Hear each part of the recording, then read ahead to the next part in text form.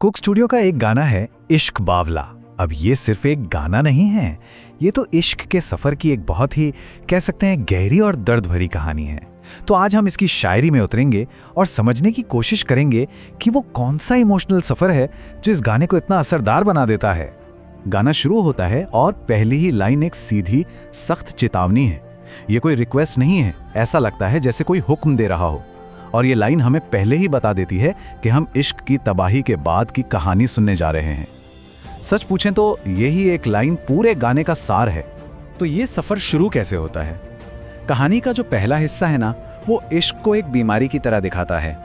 मतलब कोई romantic feeling नहीं, बल्कि एक तकलीफ, एक ऐसी तकलीफ जो जिस्म और रूह दोनों को अपनी गिरफ्त में ले लेती है। और इस बीमारी के जो लक्षण हैं वो बहुत साफ साफ बताए गए हैं। शायर कहता है कि ये बीमारी रातों को हावी हो जाती है, दिल है कि बस रोता ही रहता है, और चिंता में तो जिंदगी जैसे फीकी पड़ चुकी है। ये एक बहुत ही पर्सनल, एक बहुत गहरे दुख का इजहार है। और फिर आता है आखिरी फैसला। ये लाइन बताती है कि कोशिश तो बहुत की थी संभल कर चलने की, लेकिन इश्क की ताकत ही कुछ ऐसी थी कि उसके आगे सब बेबस हो गया।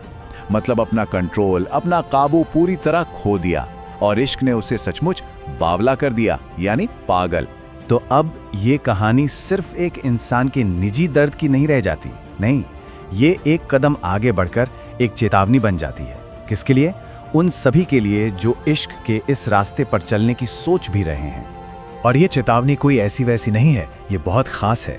क्यों? क्योंकि इसमें सीधे सीधे एक बहुत मशहूर लोक कथा का जिक्र आता है, और इसी वजह से ये वार्निंग और भी ज्यादा गहरी और कल्चरली बहुत जरूरी हो जाती है। तो सवाल उठता है कि भाई ये मिर्जा था कौन, और आखिर उसकी कहानी में ऐसा हुआ क्या था कि वो इश्क करने वालों के लिए एक मिसाल बन गया, एक बुरी मिसाल। मिर्जा साहिबा की कहानी ये पंजाब की सबसे मशहूर ट्रैजिक लव स्टोरीज में से एक है। होता क्या है कि साहिबा अपने भाइयों से मिर्जा को बचाने के लिए जब मिर्जा सो रहा होता है तो उसके सारे तीर तोड़ देती है, लेकिन जब उसके भाई आते हैं तो मिर्जा के पास लड़ने के लिए कुछ नहीं होता, वो निहत्था होता है और मारा जाता है। तो असल में ये गाना इश्क में भरोसे और धोखे की बात कर रहा है। अच्छा, इश्क की इस तबाही के बाद जिंदगी में क्या बचता है? गाने का ये हिस्सा उसी गहरे खालीपन, उसी वीरानी को बयां करता है जो इश्क अपने पीछे छोड़ जाता है। अपनी हालत को समझाने के लिए शायर कुछ बहुत ही ताकतवर मिसालें देता है। वो कहता है कि तुम्हारे बिना जिंदगी कैसी है, जैसे बाढ़ के बाद का कोई मंजर, सब कुछ तबाह, सब कुछ उजड़ा हुआ, वीरान। या फिर जैसे गंगा किनारे सब कुछ जलने के बाद बस हल्की सी राख बची हो, जिंदगी का वजूद भी बस उतना ही रह गया है। या फिर सोचिए जैसे कोई बहुत सुनहरा सपना देखा हो और अचानक आंख खुल जाए, वो जो कड़वी हकीकत होती है ना, बस वैसी है जिंदगी, वो खूबसूरत सपना टूट चुका है। और आखिर में सबसे दर्दनाक मिसाल, जिंदगी ऐसी है जैसे पिता के जाने के बाद घर में कोई बेटी अकेली रह गई हो। ये पूरी तरह से अकेलेपन, बेबसी, एक असुरक्षा की भावना को दिखाता है, जैसे जिंदगी में अब कोई सहारा ही नहीं बचा। और अब आता है इस कहानी का सबसे दिलचस्प हिस्सा, एक विरोधाभास। सोचिए, इश्क से इतना टूट जाने के बाद भी शायर को दुनिया के हर कोने में इश्क ही नजर आता है। यहाँ पर जो कॉन्ट्रास्ट है ना, वो देखने वाला है। देखिए, एक तरफ नायक की अपनी रूह है जिसका कोई ठिकाना नहीं, वो एक बेमंजिल मुसाफिर बन चुका है, और दूसरी तरफ पूरी दुनिया है जो इश्क से भरी हुई है।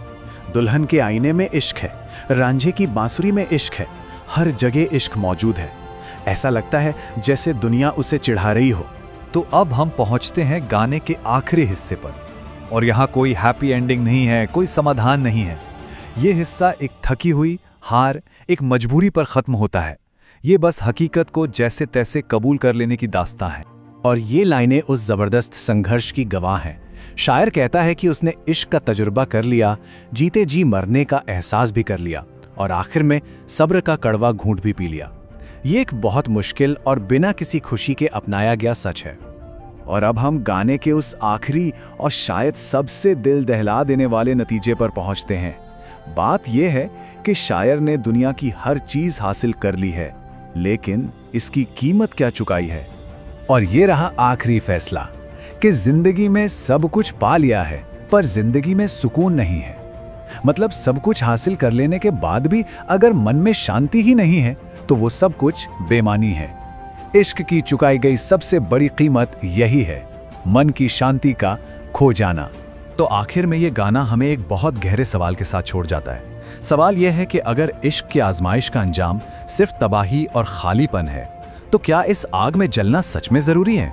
इस गाने का जो दर्द भरा अनुभव है, वो हमें इसी सवाल पर सोचने पर मजबूर कर देता है।